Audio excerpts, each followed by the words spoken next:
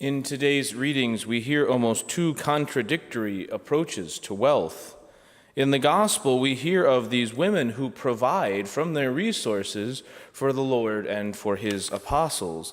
And yet from St. Paul, we hear this morning that money is the root of all evil. As with most things, we have to get back down to first principles, to the why we're doing things, to the most essential element of what we are doing and why we are doing it.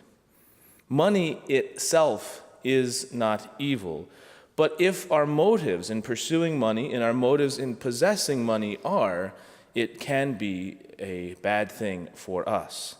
This is why it's so important for us to remember and to always hold fast to the knowledge that we are first and foremost and most importantly a spiritual being. We are a soul.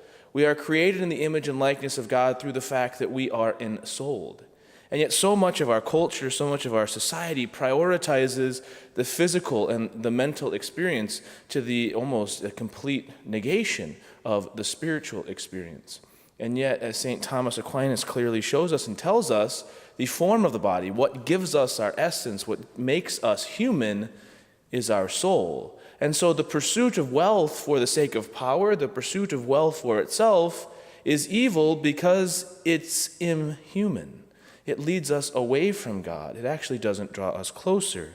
And so the challenge for us is wherever we find ourselves in this world, whatever our job is, whatever our state in life, is to do what St. Paul says, to pursue righteousness, devotion, faith, love, patience, and gentleness.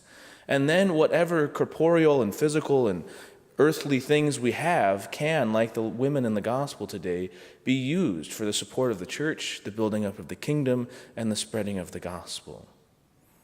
Everything in this life needs to be examined. Everything in this life needs to be plumbed to the depths, because we might find that in our hearts there is something amiss. But in Christ Jesus, in his great love and mercy for us, we can always turn to him in that call and that response to that call. We thank God for that, and we ask him for the strength to use whatever resources and gifts that we have for his greater glory and for the building up of his church and kingdom.